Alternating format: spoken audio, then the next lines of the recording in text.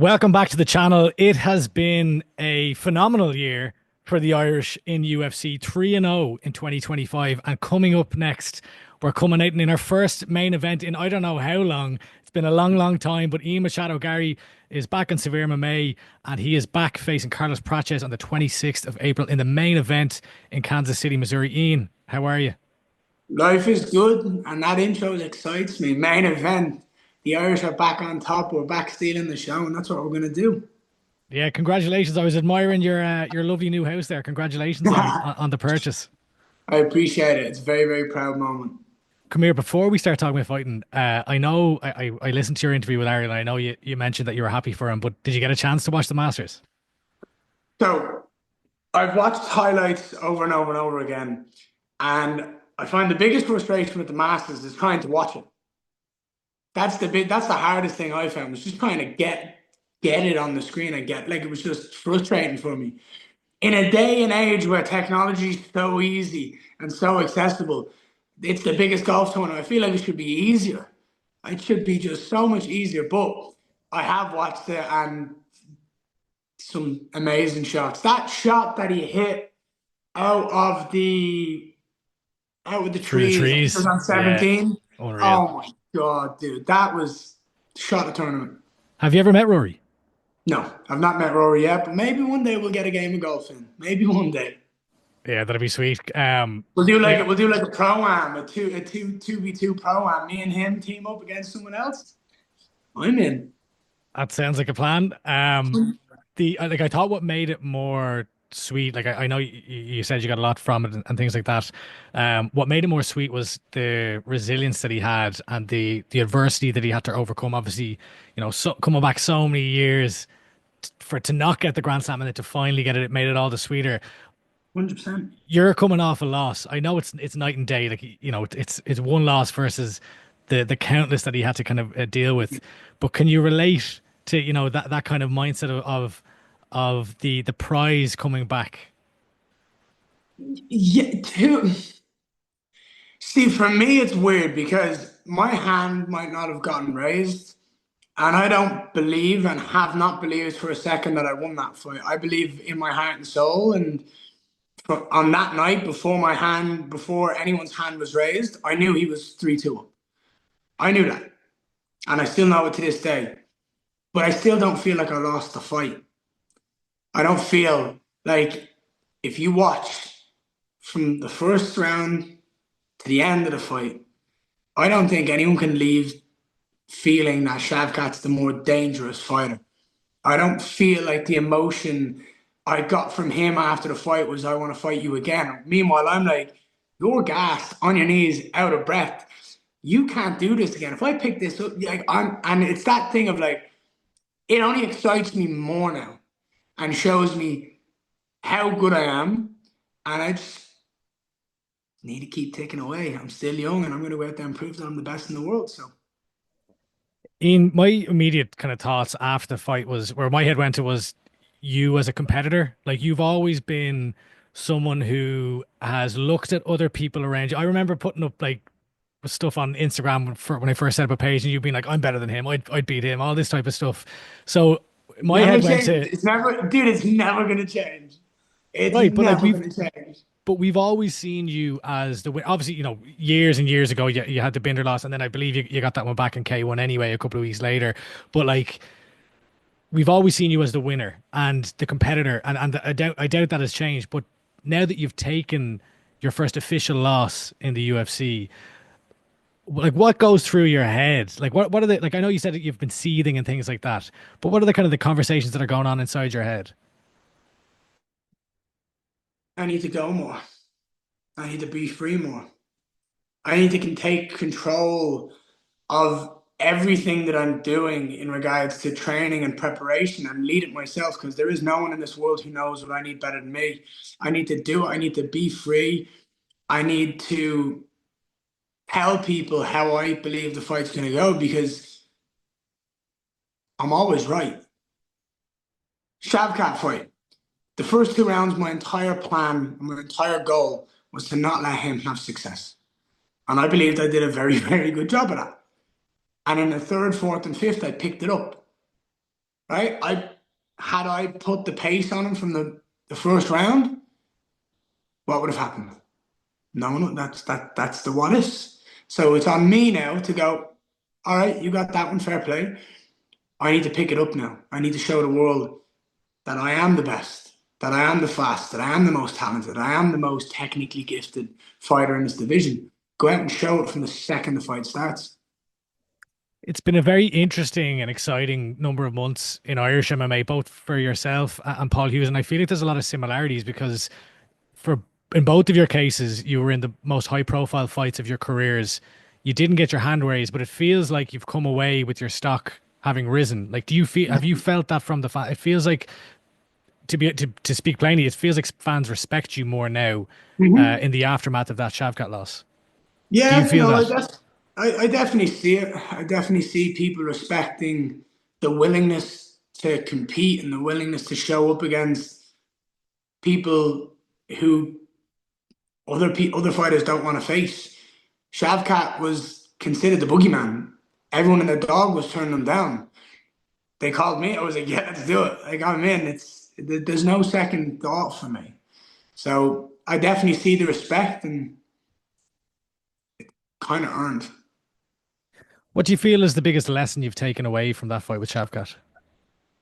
that I'm better than I know I am. I just need to go out and do it. Obviously, looking ahead, I suppose to actually no, before we go to the fight itself, you've always been looking up the rankings and wanting to take the fights up the rankings and going for those names. Obviously, there's a shift there where it's like, right, you've decided I'm going to take this fight on short notice against Carlos Prates, who's a knockout artist on an incredible streak, and he's a lower ranked fighter than you. Did you have to kind of change your thinking in that regard, or what made you make that decision? I think there's guys in the top five who don't have as much hype as Carlos Prates right now. I think the UFC love him, the fans love him. There's character about him. There's just there's something that's interesting about him, let alone his fight style is fun. So for me, I'm like, all right, let's go. I'm gonna go out, use an example, show that there is levels. There's just plain and simply levels to this game, and he is not on my level. I'm gonna go out there, I'm gonna dog walk, I'm gonna do anything that I absolutely please to him because I can and I will, and then I'll call for the title. And I'll go back up the rankings. And I'll beat another guy that people are turning around and saying no to. I'll say yes to him. I'll say yes to him on short notice, and then I'll go get what's mine. And it's that belt, and I'll bring it home to Dublin, Ireland, baby. You mentioned I wasn't going to go down this route, but you mentioned it. I feel very pessimistic. It's weird, right? I feel very pessimistic at the moment about a show coming back to Dublin, Oh, considering there was all the talk like that we were kind of talking about like, maybe a year or 18 months ago, and the results weren't going the Irish's way in the UFC. Now they are, and I no, whoa, probably whoa, whoa, whoa, whoa, whoa, whoa, whoa. Not, not in my world. I'm, I've had 8 wins in the UFC, and dude, this is my 10th fight in the UFC. Isn't that mental? right, but you need the supporting cast too. Oh, do you? To a certain extent, and I mean this. Like, reverse back 8 years ago, right? Or however many years ago, but like 10 years ago. If you just put Connor literally a one card fight, if you just put Connor facing someone in the three arena, it is sellout. You 100%. don't necessarily need the Irish supporting cast. You need the superstar. You need the star. Now, when I go back to Dublin, Ireland, and I main event, and I'm flying the flag for our country, and I'm doing every single kid that's in Irish MMA proud, I'm putting on a show, and I'm leading the charge. You don't need it all. We could bring Charles Oliveira and the Shooter Box boys over here and put on a stack card and just show up and put on the most fun fights. As long as you've got an Irishman at the main event, that's really all that matters. I, Now we're starting to see a bit more success with Irish UFC kind of supporting cast. They're doing all right, they're doing right, and they're doing good. But realistically, you only need one. I mean, I would love to sit here and debate this for about an hour, but we don't have time. But I mean, I think you could, to be honest, I think the UFC could come back with no Irish and they'd set out. Um, This is the point. but so Like my back when I was shouting about it, I was saying, let's do me and Colby. That fight alone was stellar. let alone putting 12 other fights underneath it. Do you know what I mean? That was the way I was looking at it. I am a big enough star now in the UFC, and I'm a big enough advocate for Irish MMA, and I've done it. I've had enough success to prove that I am one of the very best in the world, and I can headline a show in my hometown against someone like him, for example, when we were back calling for it, and it would be so much fun. It will generate a lot of hype. This day is still the same. And the bigger and bigger and bigger I get, the more I believe we can do that. I completely agree with everything you're saying there. Where and I got a sidetracked here. Where my head was going to is it seems that the UFC is going to places that will pay to the logistics of putting on a show. So how confident are you was more so going to be my question that logistically that this can still happen, that we can get a show back to Ireland. So the only logistical error or problem that I've heard, because I've had many conversations about this, is that the arena simply isn't big enough for what they need, being staff, set up, everything that they have, trucks, media, because there's not just a fight, right? You can put the octagon in the thing, but then you've got ambulances, you've got set up backstage of your telecom trucks and stuff like that, where you've got all the satellites The going out. broadcast of it Essentially, all. that's what I hear is the problem. That doesn't mean that it's not possible. That doesn't mean that when I get that belt and I have all that ability to sit there and scream and shout from the top of my lungs and say my next fight is in Dublin, Ireland. My next fight is here and figure it out. I don't care how you do it, do it. I'll get there. Don't worry. I'll bring it back. We can overcome. Ian, it warmed my heart to see a few photos surface a while ago of yourself and James Sheehan training Mm. together again. Obviously, former, I don't know if I'd say former Oh, competitors, but we've former crossed opponents. paths. Yeah.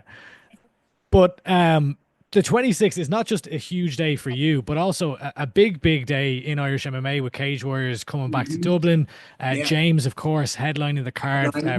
defending the title that you once held. Um, Mhm. what was that like training with him again? And will you get a chance? I don't know if you're a guy that will stick on fights, in as you're warming up or anything, but will you get a chance to watch his fight?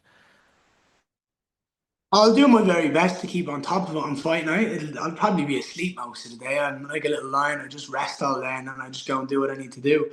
Um, I think James is phenomenal. I think he's so strong. He's aggressive. He's reckless to a certain extent, which is part of his puzzle. There's guys who just constantly come forward and throw and have success and then mix up the grappling and they do it awkwardly but they have success. I feel like James is one of them.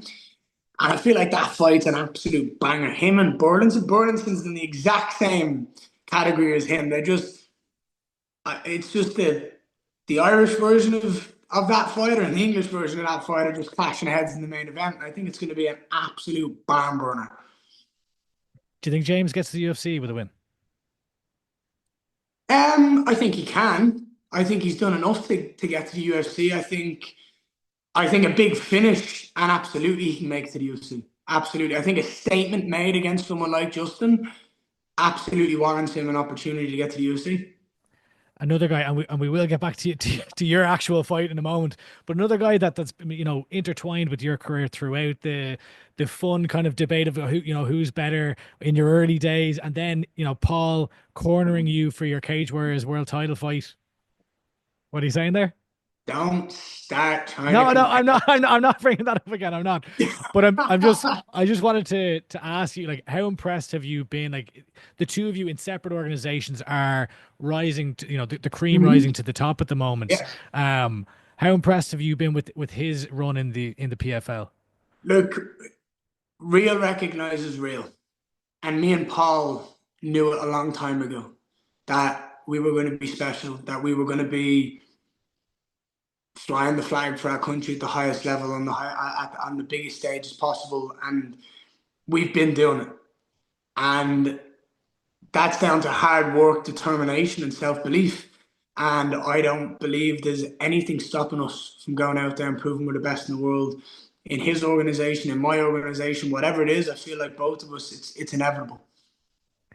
You will absolutely get a chance to do that again come Saturday, 26th of April. Carlos Prates is the man in front of you. 11 fights unbeaten, a 10 fight knockout streak. How do you prepare for a guy like that? Like as you approach it, we've seen your striking earlier in your career. It feels like we're seeing Ian Machado Garry, the grappler, more so lately. Obviously, you're striking as well, but you know we're seeing a lot more of that in the UFC from you now. How do you approach a guy like Carlos Prates? I'm gonna do whatever I want to him because I can. I'm simply better in every single facet of the game, and there's no problems he's gonna throw my way, and I'm gonna dominate him. What do you feel like is his biggest threat to you? The same thing that has been to everyone else is his left hand. That's all he's got. He's got a left hand, and it comes out of nowhere, and it's sneaky, but he's not gonna touch me with it. How do you get it done? Any way I want. Any way I want. I don't see any world where he comes out of that. He could. I don't see any world where he's coming out of that octagon and hasn't been unconscious 5 minutes before. Have you ever trained with him actually? No, never trained with him. I've never met him in person. Seems like a nice guy. Seems really sweet, but at the end of the day, he's next, and he signed a contract thinking he can beat me. So it's my job to go out there and put a hole in his head. I heard you talking to Ariel about your happiness or contentment with the fact that the division, the 170-pound division, is finally kind of moving along. There's change. How do you see it playing out? You know, at the end of 2025, what has happened in the division? I think I think the old get eaten by the new, and the division's changing. We're seeing that. You've got Moraes, Prates, me, Jack, Sean, Shavkat. You're seeing the young guys come up in the division, and they're going to start wiping out the older generation. You're seeing people trying to stay relevant and stay on their spot, but they're going to fizzle out eventually. And I think you're seeing the changing of the guard. You're seeing the new era, the new evolution of the welterweight division, and I think it's hella exciting. And when every single one of them is getting up to the top five and top three in title contention, they can come and challenge for my belt, and I'll happily walk them into the octagon and beat them down and say what's up. I asked you this question before and you gave a great answer, so I'm going to ask it again. Who are your biggest challenges, or who is your biggest challenge in the UFC welterweight division in 2025? He's not in the welterweight division yet, but he will be soon. And if he comes up, it'll be Islam. If he comes up, he's the biggest problem. Say what's up. What's up, Leo? What's up? Here, look. Can you say what's up, Andy? No, just say talk to him. What's up, Leo? Look, he's right there. Look, can you see him? Look, right there. Say hello. Hello. Is your daddy going to win? Look, stand up. Show me fighting. Ready? Can you go? Watch. Like with daddy. Ready? Ready? Leandro, Vegas, Machado, Garry. Ah, do it. No. Get out of here. That's amazing. Look, Ian, I think that's a brilliant way to leave it. Thank you so much for the time. All the best on Saturday, 26th of April. The Irish, soon to be 4-0, dare I say, in the UFC in 2025. 100%. And I tell you this now, next 12 months, the belt comes back to Ireland. Love it. Love it. Great to hear. Ian, thanks so much for the time, and we'll chat to you again soon. All the best, dude. Have a great day.